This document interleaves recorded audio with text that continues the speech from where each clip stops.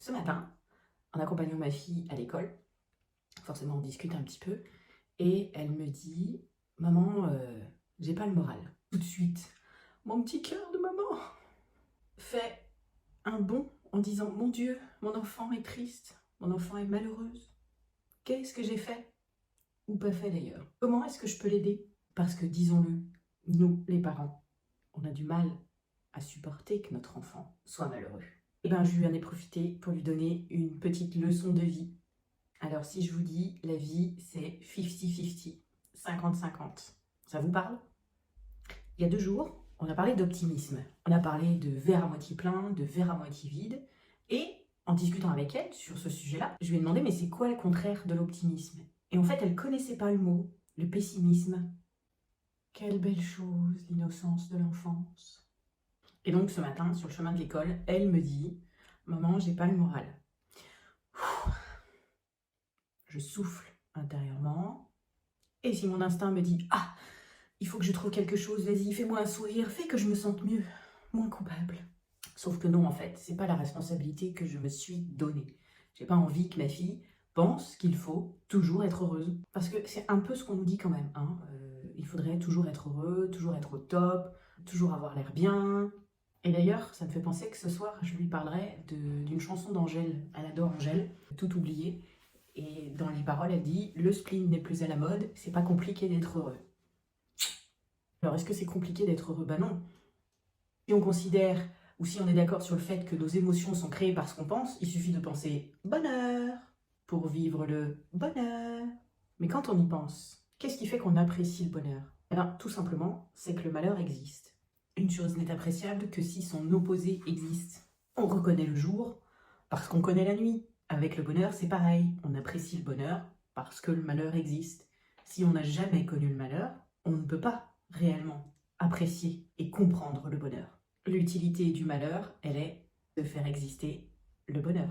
Mais revenons à ma fille. Alors, quand je lui demande pourquoi tu n'as pas le moral, la réponse normale, j'ai envie de dire, à cet âge-là, c'est « je sais pas ». Je ne sais pas.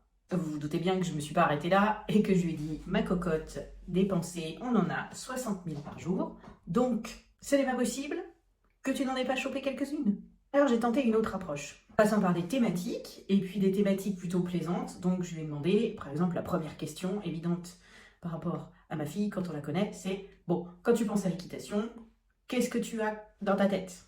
Alors là, elle me répond des choses plutôt positives, qu'elle va revoir ses anciennes copines, qu'elle va refaire du cheval, etc. etc.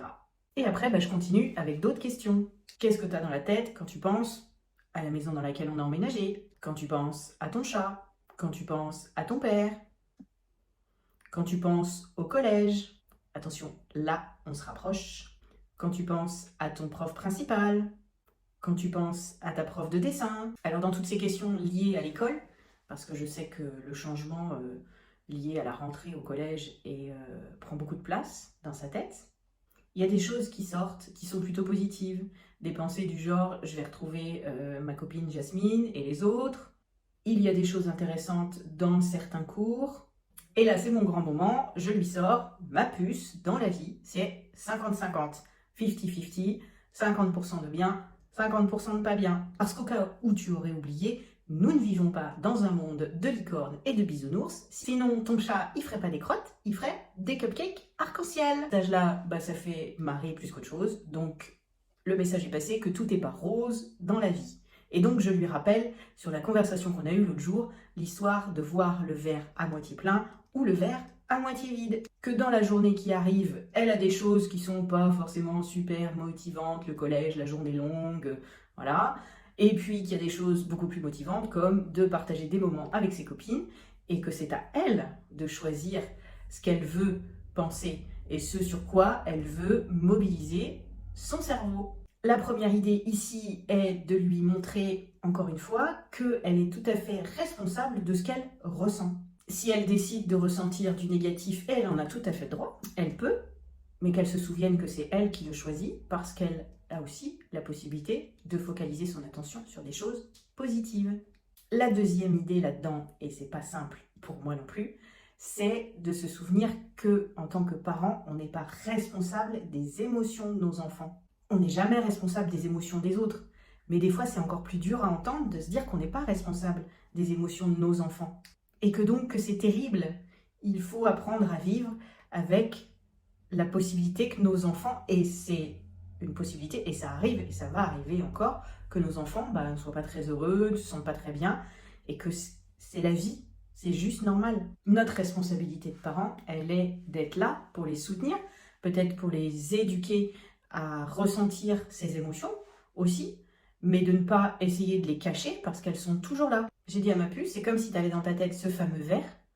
L'eau qui reste dans ce verre, c'est les moments positifs que tu veux passer avec tes copines, le cours de dessin, voilà. Et là où c'est vide, c'est les moments un peu moins drôles avec le prof principal ou parce que tu connais pas grand monde, t'es la plus petite, t'es dans les plus petites de l'école, c'est normal, t'es en 6e, etc.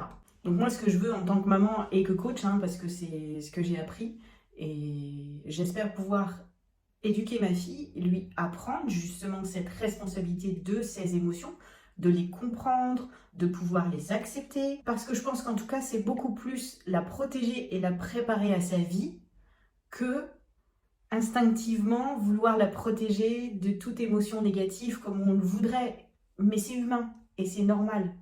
Et je trouve ça dommage qu'on n'apprenne pas ça plus tôt. Moi, j'aurais aimé apprendre tout ça plus tôt, les émotions, et comment on peut vivre des émotions négatives, que ça ne tue pas de vivre une émotion négative. Et ça permet d'éviter de se retrouver en position de victime, en disant que parce qu'il se passe des choses à l'extérieur, je suis malheureuse. Non, c'est pas comme ça que ça fonctionne. Alors, si c'est un sujet qui t'intéresse d'explorer le pourquoi des émotions négatives et positives, et d'aller réfléchir sur justement le concept de la vie 50-50, tu peux me laisser un commentaire sous la vidéo, je me ferai un plaisir de répondre. Ou bien tu peux prendre rendez-vous, c'est gratuit, un appel de 30 minutes. On fait une expérience de coaching, tu me poses des questions, je t'en pose aussi, et tu apprends à voir un peu plus tes émotions. Si cette vidéo t'a intéressé, eh bien, je t'attends pour un petit like ou un commentaire, et tu peux t'abonner à la chaîne pour ne rien manquer. Au revoir!